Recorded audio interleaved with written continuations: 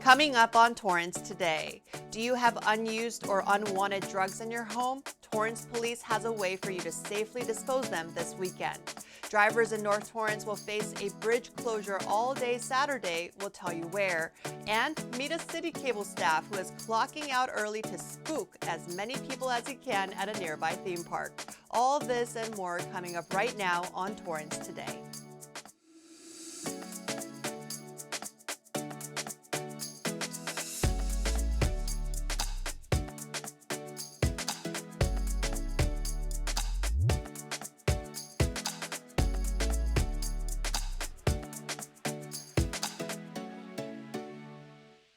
Welcome to Torrance Today. I'm Christine Lee. It's 4 p.m. on Thursday, October 27th.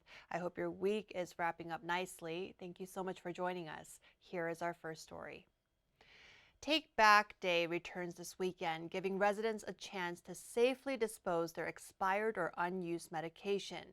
The Torrance Police Department will host the event this Saturday at its headquarters. That's October 29th from 10 a.m. to 2 p.m.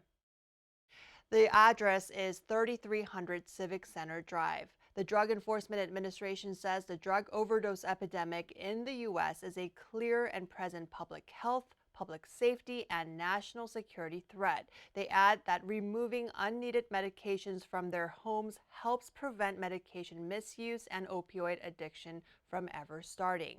Police thank everyone who planned to come out on Saturday to do their part to keep our community safe.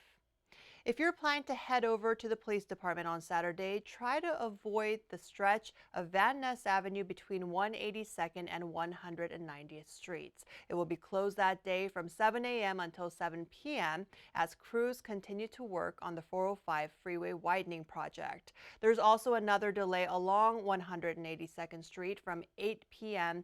to 6 a.m. until Wednesday, November 9th due to road work. The 405 widening project is a joint effort between the city and the California Department of Transportation. The main goal is to improve the on and off ramps at 182nd Street near Crenshaw Boulevard. When finished, it should help alleviate congestion, enhance traffic flow, minimize blocking, and rebalance regional traffic circulation. Construction began in August of 2021 and is expected to last through December of next year. The annual Torrance Area Chamber of Commerce Business Exposition returns tonight. It features around 125 local businesses, restaurants, and nonprofits. Hundreds of community members are expected to attend, making the expo one of the top ways the Chamber connects South Bay businesses to the community. The free event will also include food and drink samples. The expo begins at 4:30 p.m. at the Torrance Marriott, located at 3635 Fashion Way. If you're looking for a good book to curl up to, you can find some great deals starting tomorrow. The Friends of the Torrance Library present their annual fall book sale on Friday just for members from 2 to 6 p.m.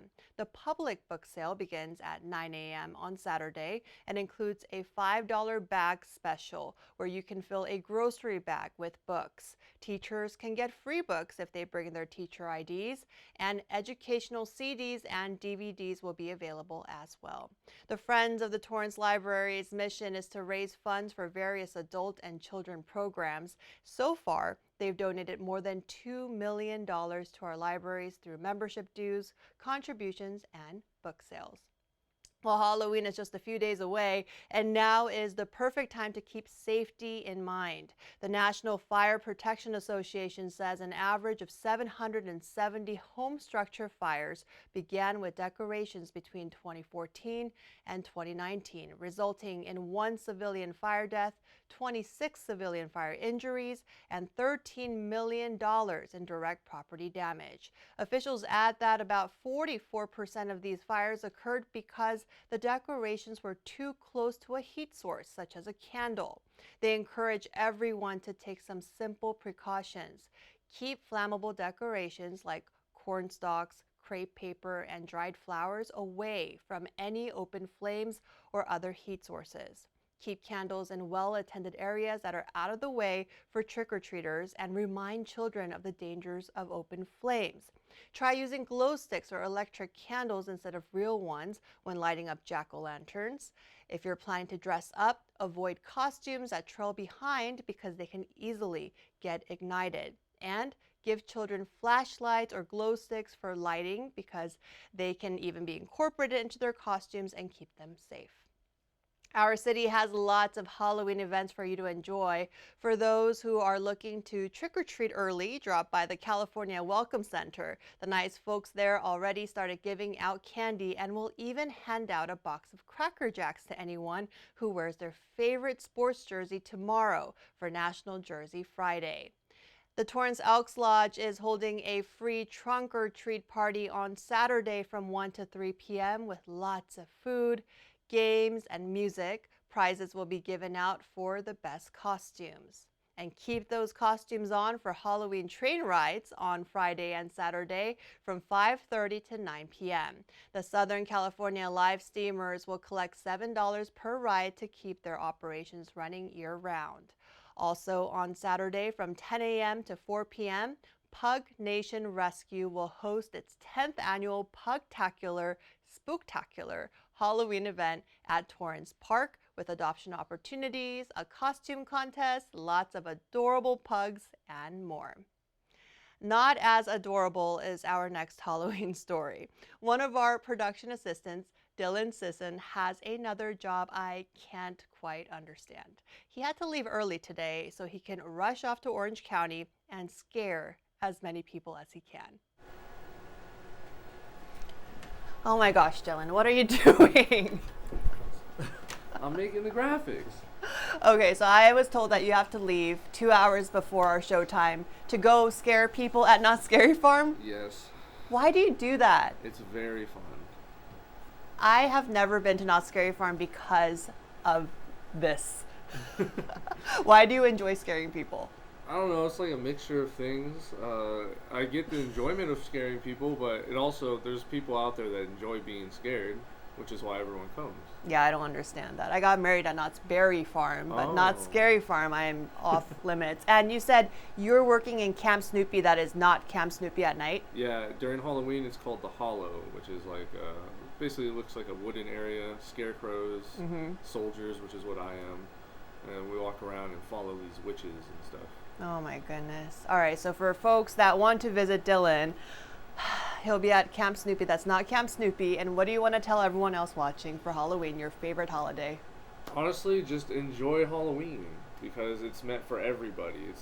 I think it's the most diverse holiday out of the entire year. I think it's just meant for everybody. You just want to scare people. That's well, true. Put this away, finish your graphics, and have a great time. Will do. I said put it away!